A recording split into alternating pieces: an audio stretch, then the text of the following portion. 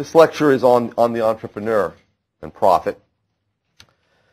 And we want to start off by pointing out that every action that a human being takes is oriented towards the future. Okay? It's intended to improve that individual's welfare or satisfaction as he or she perceives it at some point in the future. So if you go into a restaurant and you're making a choice from a menu, okay, that action may take a few minutes. On the other hand, if you're involved in producing a new product, innovating a new software program, that might take a few years. In any case, all action is embedded in what we call the flux of, what Mises called the flux of time. It begins in the present and ends at some point in the future. Okay, it could be the more remote future, or it could be the very near future.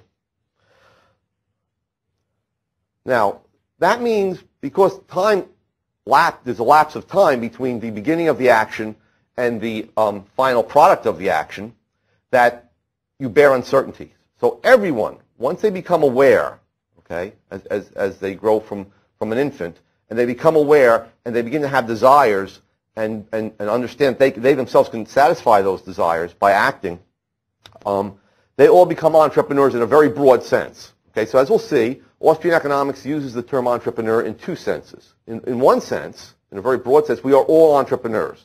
Okay. For example, your attendance here at the Mises University was based on certain expectations of what you would learn, how stimulating or boring the speakers would be. And so you made a choice and decided that the benefit from the attendance here outweighed any of the costs. That is, any other option of your time, okay, or for your time this week. Okay, so you could have had the chance to continue to work and, let's say, earn $400, or you could have gone camping with friends. Okay, you had whatever was the next highest value, okay, or the next highest ranked end on your value scale is the cost. Okay, so what you did then was you compared.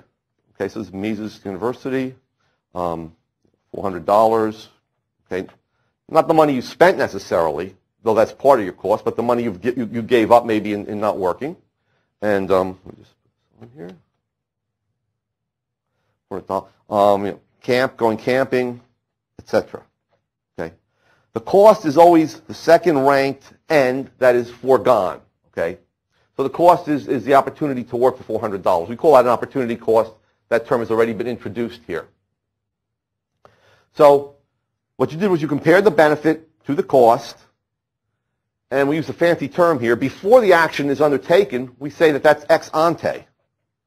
In Latin, that means from the standpoint of before the action.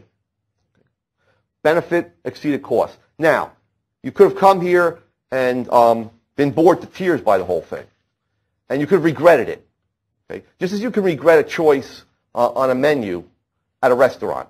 Okay, you could have gotten a certain beef dish, and it turns out not to be very good, and you could have given up what you would have chosen next, some fish. Okay, that is continually happening. If that happens, that simply means you were a bad entrepreneur. The benefit turned out to be lower than the cost. You should have stayed at home and earned $400. If you're happy with your choice, you don't regret it, then you've earned a profit. So we call these regrets, or the fact that you're happy, you're successful in making the choice, we call that psychic profit and psychic loss. When you're happy with something you've done, that's a psychic profit. So profit has roots in the very actions of individuals. It's not just a business concept. So psychic profit simply means that what you got in your action, the satisfaction, exceeded the satisfaction that you gave up. Psychic loss, we can use, implies the opposite, that you wasted your scarce time. Okay, not to mention your energy and and possibly monetary funds that you spent to get here and to return home. Okay, so a psychic loss implies that the benefit, what you got, was less than the cost, what you gave up. Right, and again, it doesn't have to be money. It could have been camping. Could have been second on your list. Okay, so every day you act as entrepreneurs because all action involves uncertainty. And we'll come back to why that should be so in a little more detail. As Mises says, every action has an entrepreneurial element in it. Okay? The individual is doing what? The individual is anticipating the future, okay, and what state of the future that he or she can control will make them most happy, and then adjusting their actions to it. Now, we all have friends that continually make errors in their everyday lives, right?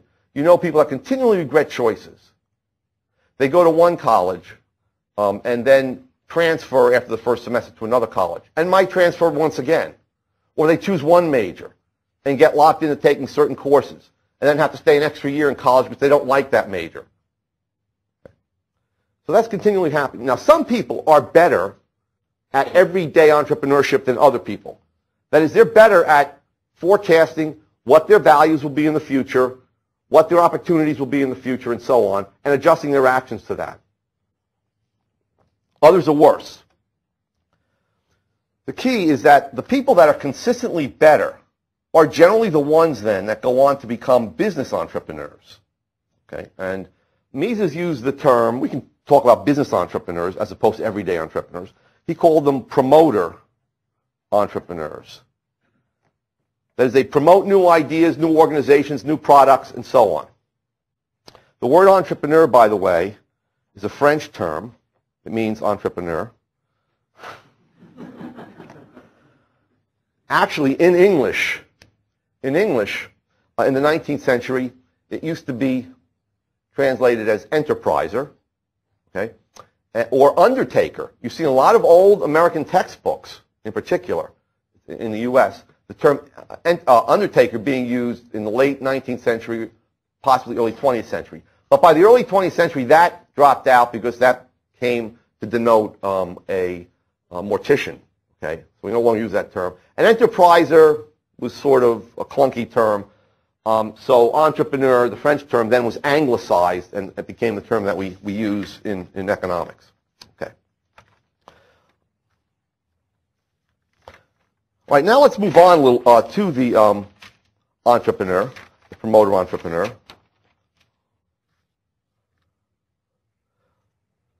Okay, what does this narrower concept apply to? Well, it applies to those people, okay, who are eager to profit from change.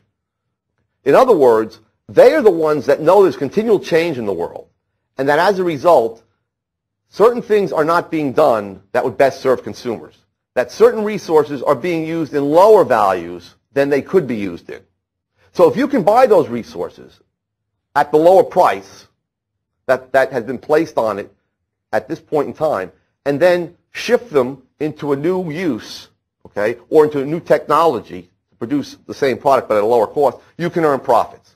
Right? So the promoter entrepreneur refers to that person who is relatively good at anticipating the changing future, what consumer demands will be in the future, what the available resources will be in the future, what technology will be in the future, okay, and then adjusting production to take advantage of that. And it always is based on a perceived discrepancy in prices, the prices of what you can get your inputs at and the prices at which you can sell the output at. Okay. Now, this is, again, as Mises pointed out, based on a datum of human action. That is, we know, okay, even in our private lives or our daily lives, that some people are better at avoiding mistakes in their actions, at undertaking actions that make them better off. Okay. Other people are worse at it and continually regret actions. So the business or promoter entrepreneur is generally the group of people that are really the best at this type of activity, though they themselves can make mistakes. Okay, we're going to point that out. Okay. So, in other words, an entrepreneur is not someone, is not a factor of production, is not a resource. He's not someone that works. Okay, he does work, as we'll see, but the specific function of entrepreneurship, okay, is that of an intellectual decision about how to use resources.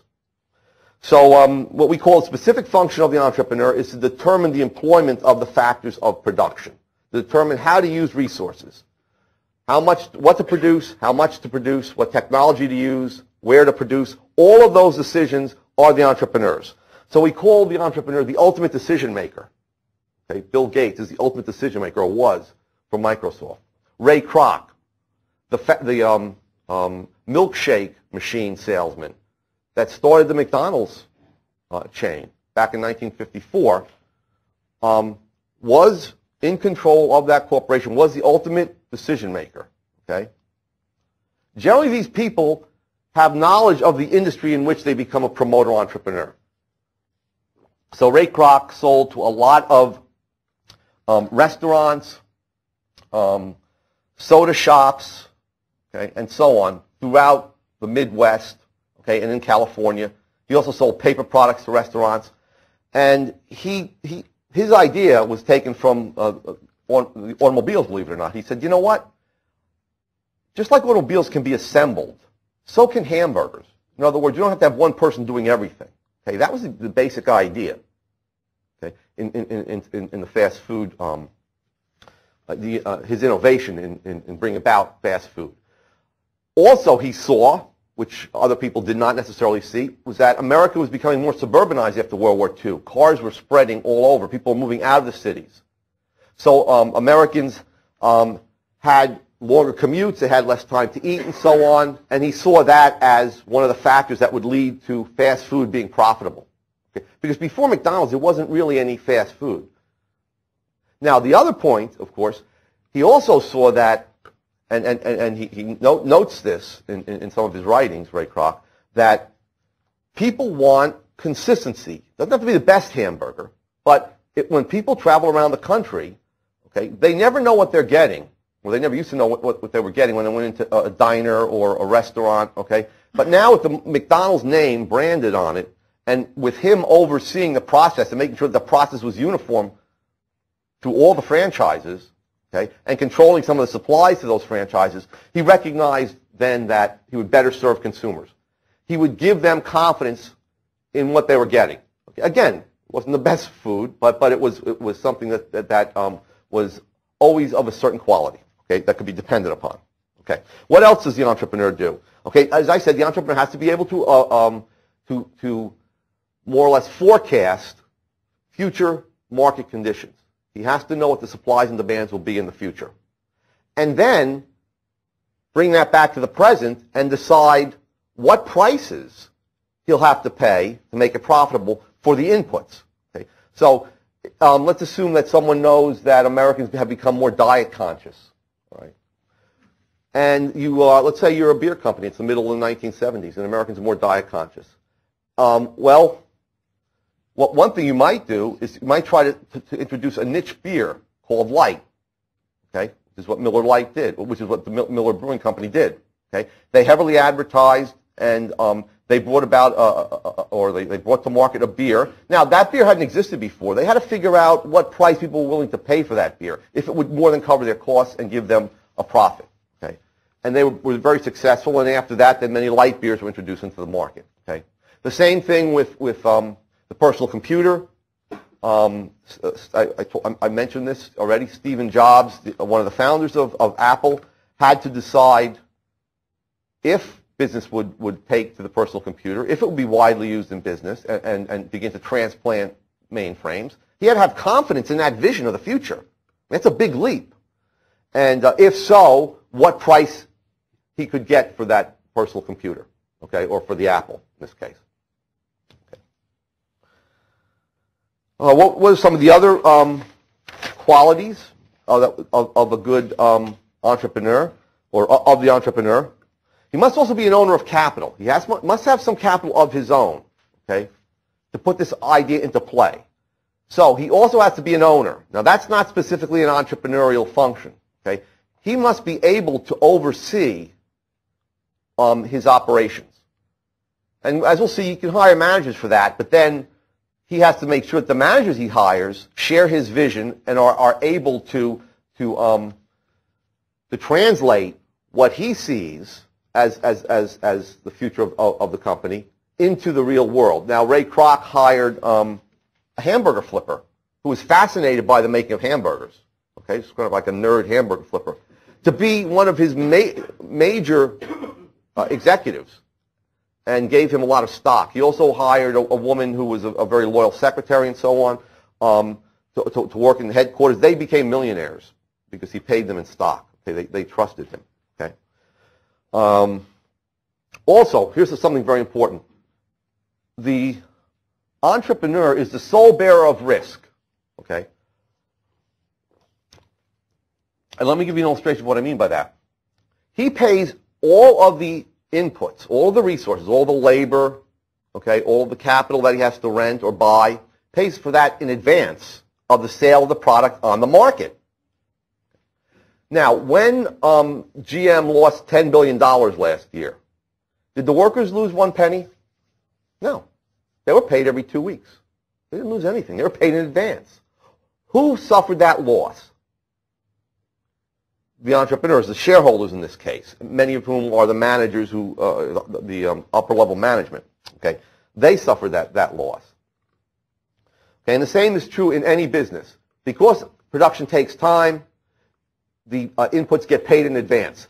Now, workers can lose their jobs, but they haven't suffered any losses or any part of the losses from the incorrect decisions that were made. Right? The cars sell for a price lower than their cost of production, so they cut back on those cars. The workers may be fired, okay, but that just affects their future income. They don't lose any of their capital. Okay. That's why we say that the entrepreneur is a residual claimant. He gets what's left over, whether it's positive or negative. Okay, so he gets the residue. Now, here's where managers come in. Things are continually changing, okay, in the real world. And also, if the firm is very big, the entrepreneur cannot be everywhere.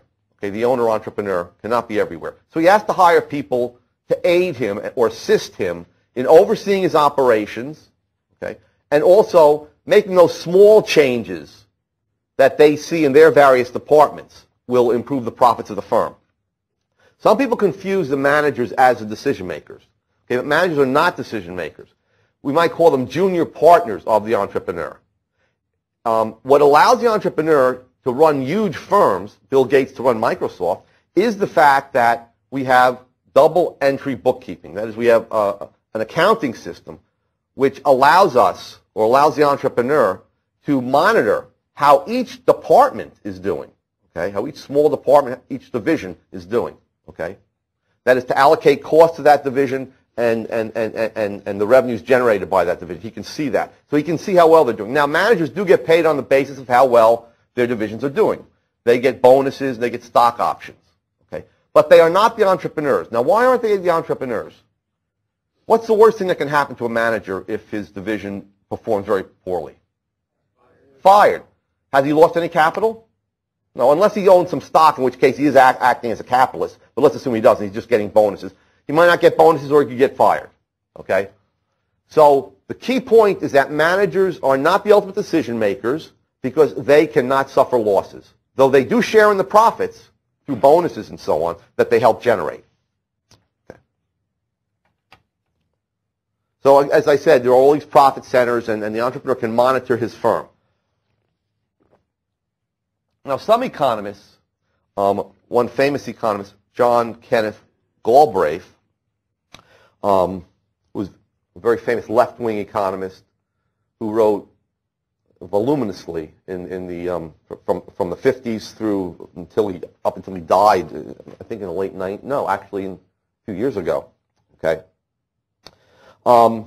He claimed that, well, you know what? In modern industry, where we have the corporate firm, ownership and control is separated. Actually, that claim was made in the 1930s by two other people, Burley and Means, and Galbraith was very influenced by them. One was a New Deal lawyer, the other was sort of a left-wing economist.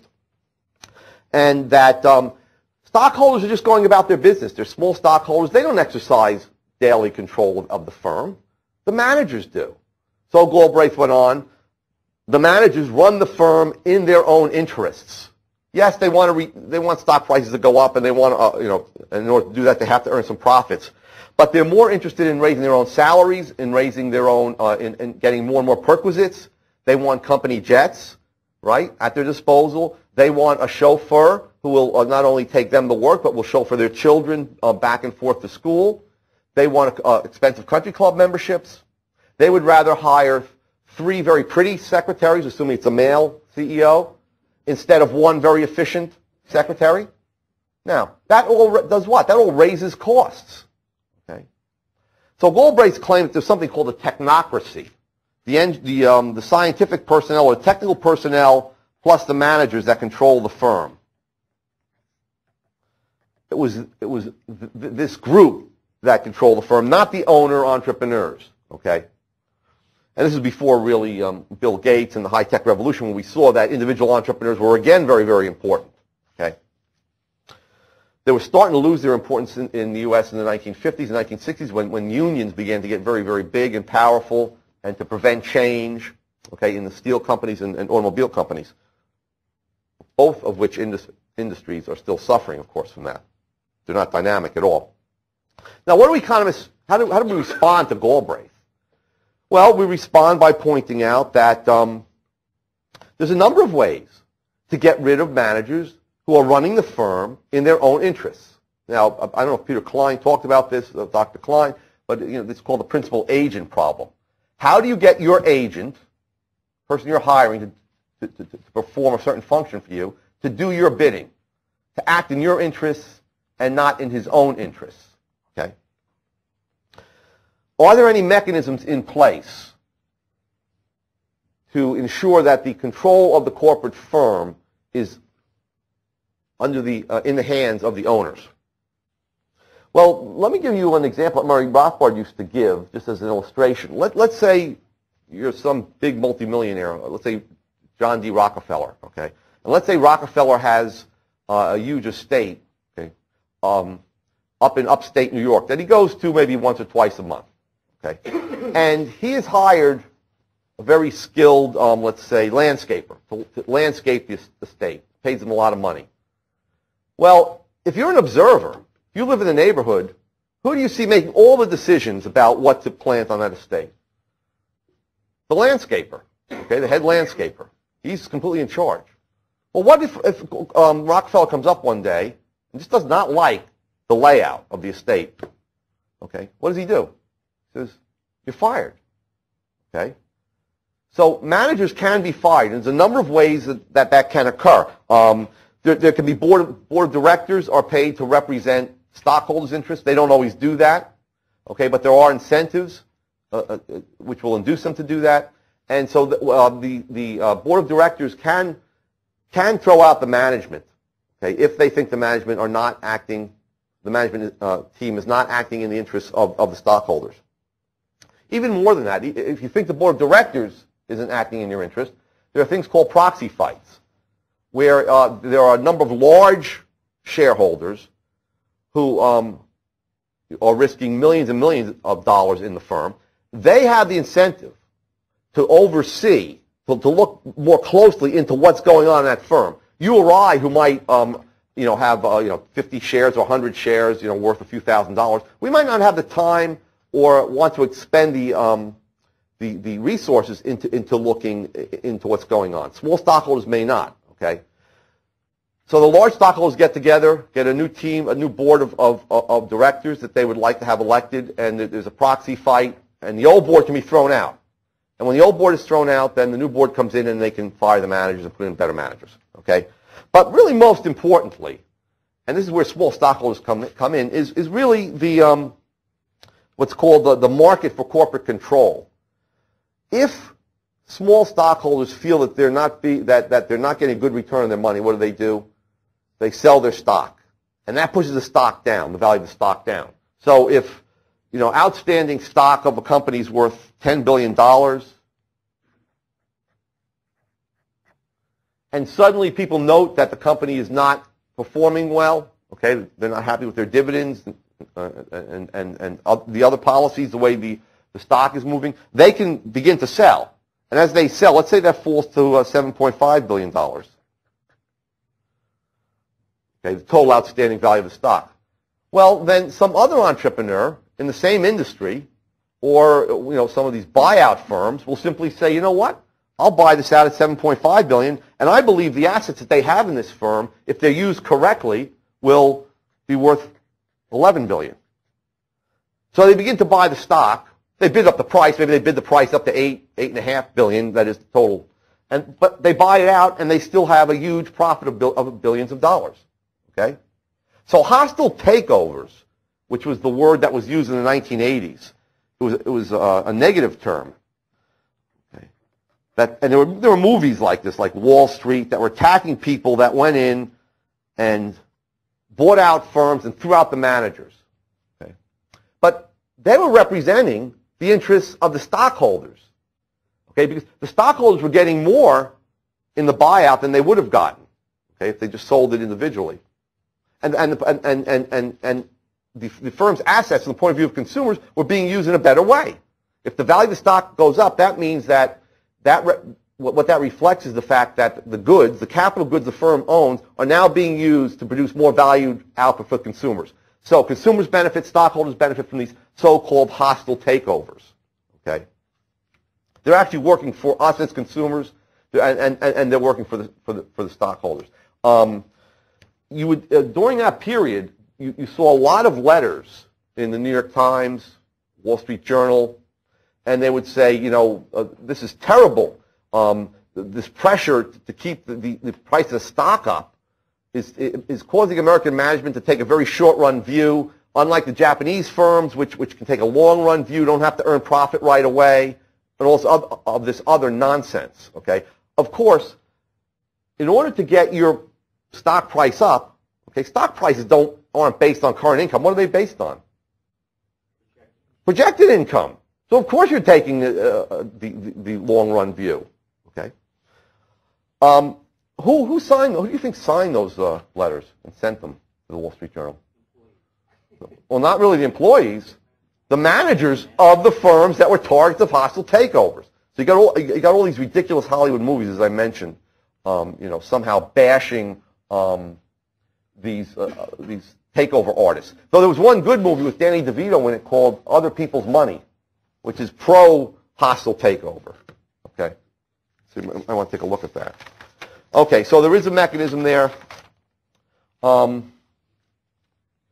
Now, let's talk about the entrepreneur's income. Okay, not as his income as the owner of capital goods, but his pure profit income. And let me take a very simple example. First of all, if any of you have had accounting, the accounting definition of profit is wrong. Okay? It's not wrong for the business uses. It's wrong from the point of view of the economist. This symbol is the Greek symbol pi. We use that because in economics we use P to represent price. Okay? This is total revenue, okay, generated by the firm. Total revenue equals the price per unit of the good sold times the quantity of the goods sold. Total cost is the total wages, rents, and so on expended on inputs and resources. So let's say you have a small landscaping business, and let's say the total out-of-pocket costs to this landscaping business is $100,000. Okay, that's the cost of the shrubbery, that's the wages that you're paying. Okay, these are, we'll take the accounting costs first. These are the accounting costs, the out-of-pocket costs. We'll forget about depreciation.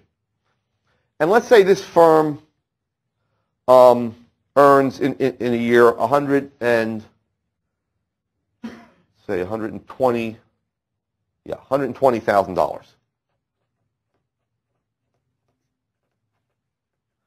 Well, the accountant would say, well, the net earnings of the firm is $20,000. Okay. And let's assume this is a single proprietorship. It's owned by one individual. But the economist would want to know a lot more. Okay, you say, wait a minute. Okay, did this individual manage the firm? If the individual managed the firm, then you have to take into account the fact that he could have worked elsewhere, right, as a manager of another small firm. And that means that you have to take into account what we call his foregone wages. Okay, so he could have acted. So we have foregone managerial wages, or manager's wages. And let's say he could have earned $50,000. Well, that has to be in the accounts. That has to be taken account of. It has to be taken account of, that $50,000 that he gives up to manage his own firm. Also, let's say he has his own truck that he uses, his own dump truck. And he could have rented it out for $5,000 a year. He could have leased it out to another company. $5,000. That's a foregone rent. Okay? So all these things are foregone. And finally, let's assume he didn't borrow the money from a bank, so there's no out-of-pocket interest payments and principal payments. He took that $100,000 he invested out of his own savings. Okay? But yet, there's still a foregone interest rate, right? You have to have an interest rate there. He gave up the opportunity of investing that, let's say, in a safe certificate of deposit. Now, you only get a couple percent nowadays. Let's say you get 10% to make it easy. So then there's foregone interest income. Okay? He would have gotten $10,000 had he left that in a certificate of deposit, let's say at a bank. So we add up what's called, it's sometimes called implicit costs, or it's sometimes called the opportunity costs. We add that up, that's $65,000. So yeah, $65,000. Okay. That's part of the total costs. You have in the economists accounting, total costs are $165,000. This guy only earned revenues of $120,000, meaning that he lost $45,000. And by the way, let me make it easy. Make this 140. That's what I meant to do. So the accountant thinks he earned $40,000, and if this is then 140, yeah, okay. So so the loss is $25,000. So the economist would say, no, there's no net earnings of $40,000. In fact, there is a pure loss, okay, of $25,000. Now, why is that? Does that make sense? Well, think about it. If he never started that firm, how much money would he have at the end of the year? He'd have his $100,000 safe in a certificate of deposit. He'd have $50,000 in wages, $5,000 for the rent from the truck, and he'd have the interest from the invested money of $10,000. He would have, to break even, he has to earn $165,000. So let's say he did earn $165,000. We would then say in economics, he has not earned any pure profit. There's no return to his entrepreneurial function. All of his return, all of the income is a return to the resources he owned, to his labor. The $50,000 is returned to his labor. The $5,000 is to his ownership of this capital good. The $10,000 is to the interest on the money capital. Now, why is that important? It's important so that you understand that pure entrepreneurial profit does not come from owning anything, okay, though you have to own these things to be an entrepreneur. It comes from what? Making the right decision about how to use what you own. That's the key point. So if his revenue was $200,000, then he would have had a pure profit of what? $35,000. Now, where does profit come from? Where does loss come from? Okay, and remember, the entrepreneurial system in the U.S. is not a profit system. It's a profit and loss system. Because you can always make mistakes. All right, the ultimate source of profit and loss is uncertainty.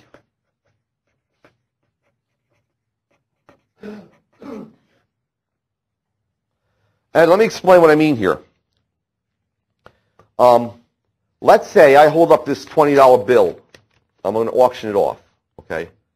And, even though I'm Italian and I'm from New Jersey, you trust that it's not counterfeit, so you trust it's real, okay? So what happens? And let's assume I'm going to deliver this to you in 1 year, okay? I put it, Lou Rockwell's very trustworthy. I put it in Lou Rockwell's possession with instructions that he turn it over to the person who bids the highest for it. So you are absolutely certain of what you're getting. You're getting this $20 bill 1 year from now. How much would the bidding end up at?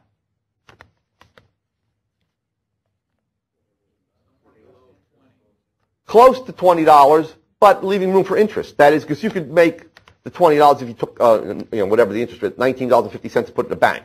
So it's going to be somewhere around $19.50, something like that. Okay? Now, if this is really a $10 bill, and let's now introduce uncertainty, you can't really see what it is. Some people think it's 10, some people think it's a $50 bill, okay? But it's really a $20 bill, okay? Well, let's say, first of all, everybody's confused and they think it's a $10 bill. But someone else who has better sight, meaning better foresight into the future, says, you know what, that's a $20 bill. And they bid $11. They bid it away from everybody else. They make a pure profit, okay? On the other hand, let's say everybody confuses this for a $50 bill, and except for a few people who say, you know what, that's a 20. I'm not going to bid on that. So the price is going to be $50. The key is this. Take a world where there's perfect certainty, the first where everyone knows it's $20, okay? What would be the price of all the inputs in the economy? They would be so high that would there be any room for profit left? No. All that anybody who wanted to invest, in other words, if all the entrepreneurs knew exactly what the prices of all different goods in the U.S. economy was going to be 1 year from now, or however long it takes to produce that good, they would all bid the input prices up to what point? Up to the point of the price, minus the margin for the interest rate. So everybody would just earn interest, no profit. There is no profit where there is no uncertainty. Okay? Now, where there is uncertainty, then some resources are being used the wrong way. Some are being used in low-valued uses. Others are being used in uses that are overvalued. Okay? So let me give you an example of this. A couple examples. Let's take movies first. Remember the Blair Witch Project? Okay, that was made for $60,000. Okay, and then it was there was another $1 million in advertising put in or so. But the people who originally made the movie, it was $60,000 to them. That movie returned $40 million. Was there a pure profit there? Sure there was. Why? Because the people who made that movie saw that this little twist, making it almost like a documentary, and with the shaky cameras and everything, and the cool ending, all that stuff. They could buy film, cameras, and unknown actors who people were only willing to pay how much for? Other entrepreneurs only saw that as worth about $60,000. That's why they were able to bid the $60,000 and then turn it into a product that was worth how much to consumers? $40 million. Same thing with Mel Gibson's movie, The Passion of the Christ. I saw him interviewed. He said it cost about $50 million to make, about $40 million to make. And worldwide, at this point, it's $500 million it's returned.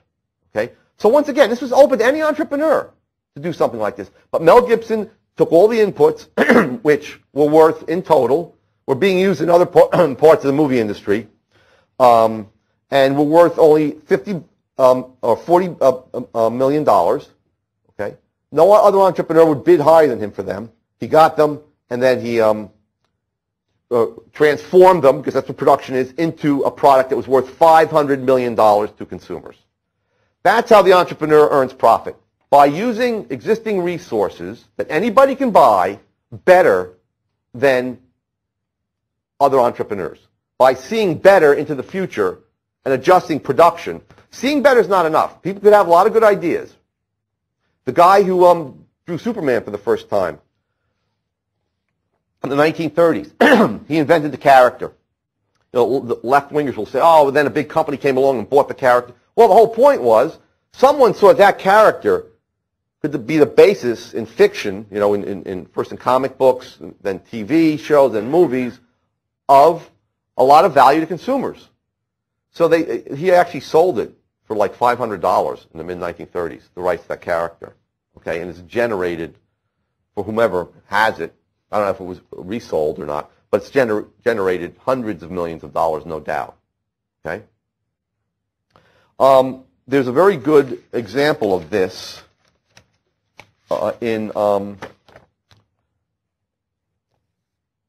this was in, I think, this was in Forbes. This is back in 1993, but it shows you very starkly that the key thing is the difference between the price and the average cost. Okay, so the price is simply the total revenue divided by the number of units. Okay, and that's your price. Okay, so if you sell 10 candy bars for $1 each, that's $10. You divide the $10, the total revenue, to get back to the price. You divide it by the 10 candy bars you sold, you got the $1. The average cost is simply the total cost divided by the number of units. So if the candy bars cost you $5 to produce, and divide by 10, then the average cost is 50 cents. Okay, and then the profit per unit, is the profit over Q. Okay, so if this difference is positive, it means that the entrepreneur has taken resources that had a lower value and is using them to better satisfy consumers. Okay. If it's negative, like with mainframe computers, when, as I said, IBM lost $13 billion in 1992 and 1993 together, they may have cost them $3 million to produce a mainframe, but they may only been able to sell it for $2 million because they made a mistake regarding what the market would be like for mainframes. And so then they would lose $1 million. Now, people tend to feel sorry for firms that lose money, but they're wasting resources. They use labor and material resources that could have been used elsewhere in high-tech industries and been worth $3 million. But they bid higher, and they got it for the $3 million, and they then used it in a wasteful way. Okay. Now, let me just give you a simple example. In 1989, there was a woman named Tomima Edmark, and she worked for IBM in Dallas. She was a mainframe saleswoman. And one morning she woke up and found out that her blonde ponytail looked a little drab. Okay, but she found that she could braid the ponytail by using a makeshift device. It was really just a plastic loop and a knitting needle. Okay. So she started to think, well, I wonder if other women could quickly, fix their hair like this. If I sort of put together a product. So she looked on the market. There was no products like this, and she was then 32 years old. So she put down $5,000 for a patent for this very simple product using very cheap inputs. Okay, who no one else saw the potential use for in this area, and she called it Topsy Tail. I don't know if they still sell them. Anyway, she went on to a number of companies who she asked to produce it for her. They turned her down flat. So then what she began to do, she decided to market the gadget on her own. She bought a mold for $9,000 in the savings that she had. So she took this big risk, that was her whole life savings, hadn't saved much. And she made them for about 50 cents a piece, okay? And then she started advertising in small hairstyle magazines, like Hairdo Ideas. Okay, so she bought an ad for $1,000 in 1991, and or rather, she bought this ad, and then she got orders worth about $1,000, and she filled them herself. Okay, she actually stuffed envelopes at night after work. Okay, by the end of 1991, she was moving 200 units a month at $10 each. Okay, so now she's up to making $2,000 a month. Okay, she's selling for $10 each, and she's making them for less than $1 each. Okay.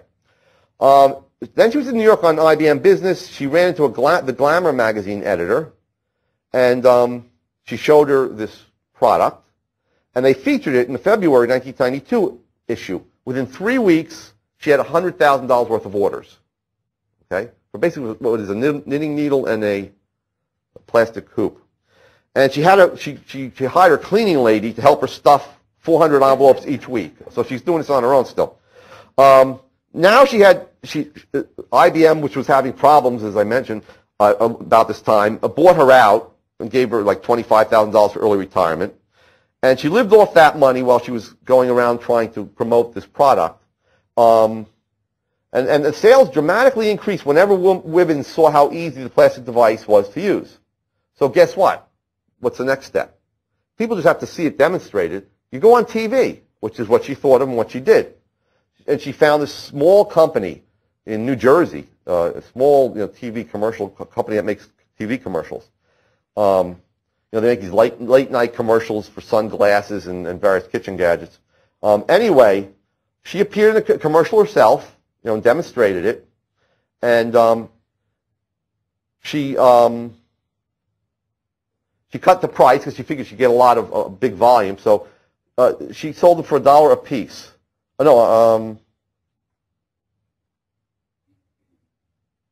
Yeah, she just $1 a piece. Oh no, that's wrong. Okay, on her own, she had sold 250,000 at $10 a piece in 20 months. Now, when she went on TV in December 1992, she sold 3.6 million at $15 a piece. So that was what? Yeah. Well, because the demand increased. If you show more people, there's an increase in demand. So she sold 5,000 at $15 each in the first 11 minutes of being on QVC. Okay. So of course now there's a lot. She had a lot of people sort of copying her, but so she's a multimillionaire now. Okay, and she's down to the cost was only 22 cents at the end. She began selling for $5. The cost had gone down to 22 cents, and so that's what an entrepreneur does. An entrepreneur does something that no one else has thought of, uses resources in a way that anyone could use them, but no one has the same idea as the entrepreneur. Okay. Now, how else can we earn profit? Okay, so in her case, $15.50 here. Okay, she was earning huge profits. Does that mean she was ripping off consumers? No, quite the contrary. The social function of profit is to do what? Social function of profit is to move resources from areas where they have very low values into areas where consumers value them more. Now, was she able to keep the price up? No, because she had all these copycats very quickly. So what happens when you have the copycats? Copycats come in and they begin to produce the product. The supply of the product increases. Okay. Now, patents are a government monopoly, so some of the profits are due to these patents, which is sort of a government monopoly. But you can change the product a little bit so it avoids violating the patent. So let's say at the end, this is $1, okay, because they bid for these resources, they bid the prices up, and there's a tendency for profits to disappear. So many people will come in that they drive the pure profit down to zero. Does that mean she stops making these things? No, because she's still getting a return on her capital, the normal return on her capital, and any resources that she puts in on her labor and so on. So there's no pure entrepreneurial profit, okay? Prices always tend to fall. So when the first light beer came in, Miller Lite, in the mid-1970s, they were charging, I remember, much higher, like $6 a six, whatever it was, much higher than, I think Bud at the time was $2.50. But what happened? Bud Light came in, then Michelob Light came in, and then what happened to the prices of these light beers? They dropped, okay? So even though uncertainty causes new profits to continue, opportunities to continually arise, at the same time, other entrepreneurs move into the market where there's profit and drive the prices down. So profits have a continual tendency to disappear. But why do they keep reappearing? Because people's tastes are always changing. New technology is coming in. Another way to earn profits is to cut your costs. Okay, so if you come in, the first hand calculator was $350, introduced in '69 or '70 by I think Texas Instruments, and let's say cost was $100. Pretty quickly, we had other companies competing, and that drove the price down to $100. Okay, so the profits disappeared, or tended to disappear. But of course, we had the microchip revolution. Okay, where you could make transistors that are very, very tiny. And what happened to the cost of hand calculators? Well, the first company that would come in with this could cut the price to, let's say, $90, but their costs were only $50 because they were using this better technology. Then others would copy that, and eventually we get what we have today, where you get hand calculators, for $5. Okay, there's probably not any more pure profit in the hand calculator industry. Okay, it's all been squeezed out by price competition. Which brings me to another interesting article I want to just bring to your attention about the ballpoint pen. Does anyone know when the ballpoint pen came into existence? Yeah, that's right, exactly. You're right. October 1945, something called the Reynolds International Pen Company began to produce the pen, and Gimbel's, which used to be the big competitor of Macy's in New York City, they were right across the street from one another, introduced it. And the cost of production was 80 cents, and they sold it for $12.50. Okay, because what was the alternative? The alternative was the fountain pens, which are kind of messy and so on, and so people were willing to pay a high price for this. Now that's $12.50 in 1945 dollars. That's over $100 in today's dollars. So the ballpoint pen was sort of like having a Mercedes in your driveway. You know, you'd leave ballpoint pens out on your coffee table, and people came over to show how well off you are. You know, this is like a very expensive item. What happened was then competition came in. By early 1946, Reynolds had expanded. They were producing more. Macy's then introduced the ballpoint pen at $19.98.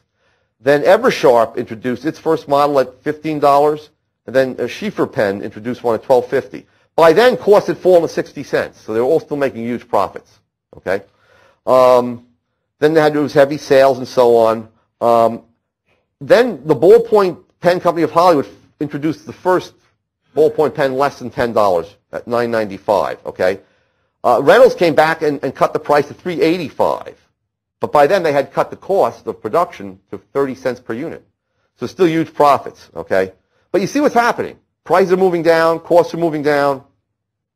By December, approximately 100 manufacturers, a year later, December 1994, 100 manufacturers were producing ballpoint pens and were selling them for as little as $2.98. A few months later, Gimbel's began selling a pen that was priced at 98 cents. So within 2 years, the price comes down from what, $20 or whatever it was to 98 cents. However, other pens began to be sold at 39 cents, but then the cost was driven down to 10 cents. All right. So you get the idea. What happens is that even if you are an entrepreneur that has a good idea and you're earning a lot of money initially, what happens? Emulators come in. Other people emulate you. Competition increases the supply, drives up your costs, and then prices and costs come together. Okay? Now, could it ever be the case that all profits and losses would disappear in the economy? Only if an angel came down and said nothing will ever change again.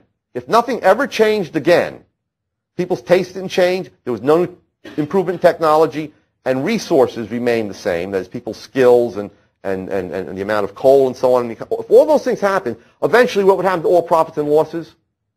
They'd all be wiped out. Now, why are losses wiped out? Well, the U.S. auto industry lost a lot of money in the 1980s, as I mentioned, because they didn't downsize their cars to take account of the higher gasoline prices. Sort of like IBM, they said Americans will always buy big cars no matter what the price of gasoline is. We're going to continue to make large cars. But the price of gasoline jumped high in the 70s. Japanese came in and said, you know what, we've always had high gas prices. It was $2.50 per gallon for the Japanese back then. And they began exporting, tailoring their cars to the American market and exporting them to the American market, and Americans shifted. So the big three lost billions of dollars in the early 80s. What happened? You saw them slowly shifting out of production of large cars and into the production of intermediate and compact and subcompact cars. So they imitated the Japanese, and that drove the prices of the Japanese cars down. Okay, for a while you couldn't get you had to wait months and months to get Japanese cars. Okay, the demand was so big for them. Okay, all right. So that's the tendency of profits to disappear. One last point I want to make very quickly is profits. See, people say that profits are abnormally high. Okay, well, I don't mind profits, but these profits are just abnormally high. They're ridiculous. The oil companies are making much too high profits. Look at the price of gas. The point is that profits are never normal. Some people have in their mind that profits should be normal. Okay, profits are never normal. Why? Because what profits result from is a maladjustment. What's the maladjustment between? What two things? What people want, okay, or will want in the future, and what is being produced by current entrepreneurs today. That's the maladjustment. If you want a profit, if you produce a topsy tail, it means that there weren't enough of these things being produced. Or maybe there weren't any of them being produced. Or if you introduce a hand calculator, it means, again, there weren't enough being produced. Okay? So once there's enough being produced, once you see, you shouldn't blame the firm with the high profits. The firm with the high profits is the first firm to begin to correct the maladjustment. It's the firms that come in later on that are slower. If all firms came in at the same time, if they all saw at the same time, would there be any profits? No. Production would immediately adjust. Okay? So don't blame the firms with the high profits. It's like, if you have a quick example here, there's, let's say you have sort of an isolated area, let's say at the Appalachian Mountains in West Virginia and Kentucky, where people, don't have much access to medical care. So this is the area here, and there's some let's say there's Dr. A, Dr. B, Dr. C, Dr. D. They're on the periphery of the area, and sometimes these people come to them. And so let's say Dr. A notices that people have symptoms of a disease that might be an epidemic. So he rushes in, because he believes it's going to break out in 2 weeks. He rushes and sets up a clinic here, right in the middle. And so there are huge lines, and he charges very high prices. Okay? Do you blame him for ripping off the people here? Or is he the first one to increase the supply of medical services where they're most needed? If you blame him, you're blaming the person that's what? Correcting the maladjustment. Then as everybody else comes in, what happens? Supply increases, and the price does what? Goes down. But if B, C, and D all were had as much foresight as him and rushed into the area, would there be high prices initially? No. So what he does is he signals, there's a signal here, these high profits send a signal out to the other guys to come in. Okay? So it's like blaming the first doctor on the scene, right? To blame the company that has the high profits. But of course, the reality is a doctor only charges insurance. But yeah, but let's say this is the 1950s, before all that nonsense came in. Okay, and you would see that type of thing. Okay. Last but not least, I guess I'll just say this. Just because you're very successful in the past, as IBM was in the 70s and 60s, as U.S. auto companies were in the United States in the 50s and 60s, everyone thought they were monopolies and no one could challenge them. Yet they made mistakes in anticipating consumer demand. And what happened? IBM became a small player. I mean, no one could have thought that would have happened in the 70s. And GM was on the verge of being taken over last year. All right? Okay, you think about these things, and you see that no matter how small somebody is, if they have a good idea and they have some capital to back them, they can compete with the bigger firms. Right.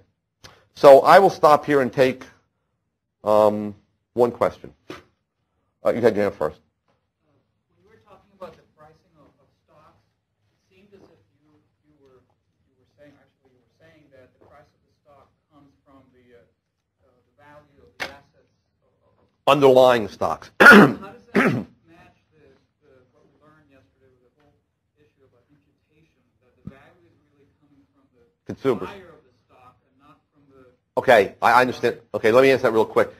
The value doesn't come from the buyer of the stock, ultimately. It comes from consumers in the future who you expect to buy the products, the output from the machinery and capital. Then the capital goods have a total value. All a firm is the capital goods. And then the value of the stock, a stock is simply a share of ownership in these capital goods. So there's expectations on the part of the people who buy the stocks, but ultimately who controls the value? It's always the consumers. Okay? Okay, I'll stop here. Thank you.